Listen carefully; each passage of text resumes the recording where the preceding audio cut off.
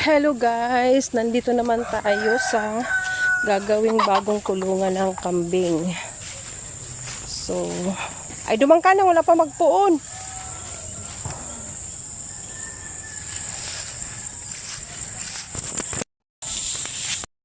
Yung dating kulungan ng mga kambing. So, ang ititira ko dito, yung dalawang nanay. Ang nanay guys, itong puti, tsaka yung isang brown sa kabila, sa kaliwa. Ayan. So, dito yung dating bahay nagiba. Yang apat na anak, ilan ba? Ang anak ay dalawang brown, dalawang puti. Yun ang ililipat ko dun sa ginagawang kulungan doon guys. So, itong space na to, tawidan ng kambing. Ayan, likod ng kulungan ng baboy. Tawid doon yung mga bagong kambing, yung apat na anak. Doon ko ilalagay. So, ang maiiwan dito sa space na to, dalawang nanay at si Turo. So, ganun. Permanent na sila dyan, guys. Pinapadali ko na yung trabaho. Kasi mahirap magpastol. And pag panahon ng tag-ulan, dapat may maayos silang kubo. So, ayan, temporary yan, guys. After kong ayusin sa kabila, ayan, maglalagay ako ng another kubo dito. So, ayan. Tapusin muna natin doon sa kabila, guys. Pinakita ko lang kung alin yung mga ililipat kong kambing. Ayan, guys. Buhay farmer. Sunog ang beauty. So, papunta tayo dito sa likod. Likod ng mga kulungan ng baboy. Ayan, tawiran ng mga kambing.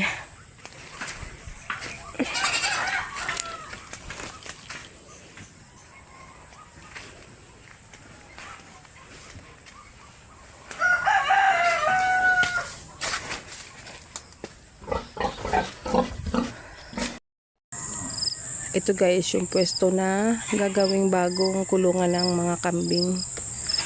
Yung apat na anak, dito na sila ikukulong para hindi na nagpapastol guys. Lalagyan ng kubo dyan sa kanto. So, bahala na silang buhayin ang sarili nila. Ang dami namang damo, ang daming dahon or puro kahoy yung bakod. So, ayan, mag-start na poste dito. Dalawang rolyo yung binili kong hog wire. Sana matapos ito, makompleto.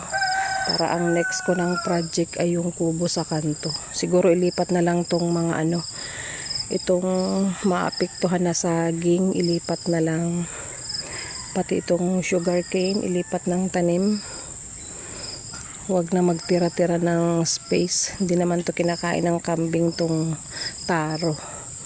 So, ayan. Doon sa kanto maglalagay ng kubo para nasa lilim sila.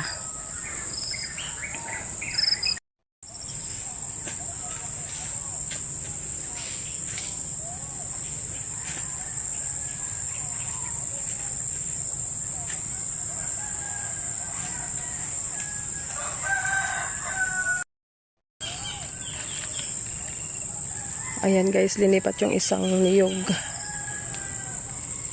Kasi doon malilim na. So dito, hinilira sa bakod. Ito guys, gamit nating pantali.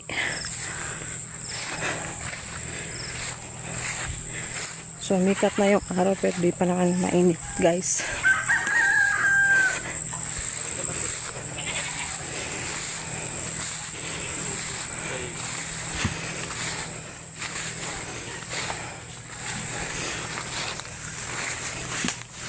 Bakal ka na kan lombre. Ni fire wire pantali. Halang ka pagka ni day maabot ang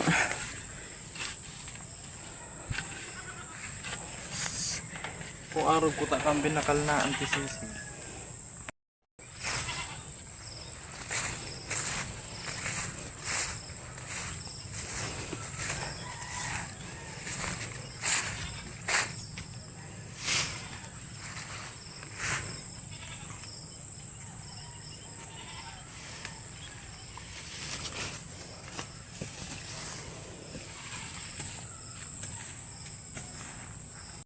Ayan guys, ito yung pinapagawa kong bagong kulungan. Permanente na to guys, pang matagalan. Kasi hindi habang buhay ay malakas ang aking mga magulang. So, permanente din dito yung kulungan. Gagawin kong mas maayos kasi pag panahon ng bagyo ay meron silang masilungan na matinong kubo doon sa kanto.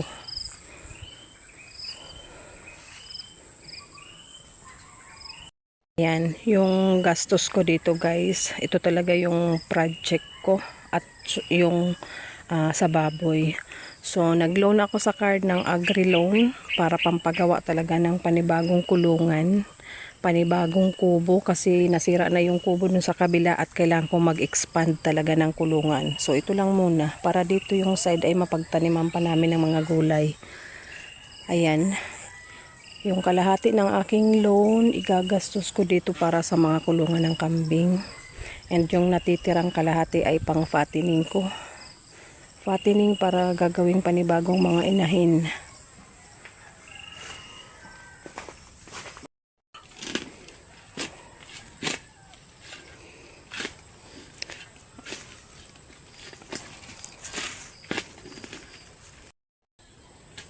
Yan guys, malapit na matapos maglagay ng poste. So ilalatag na natin yung bakod. Isang piraso na lang. Then maglatag na ng bakod guys. Ayan, mainit na pero kailangan tapusin para sa susunod na araw ay yung kubo na ang gagawin.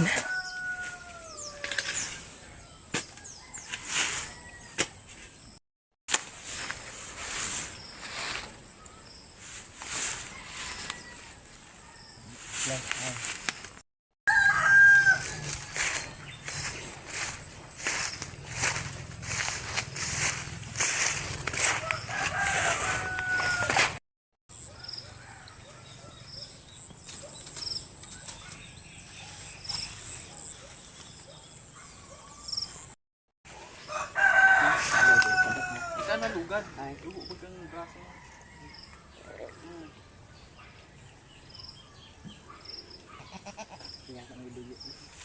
Yan.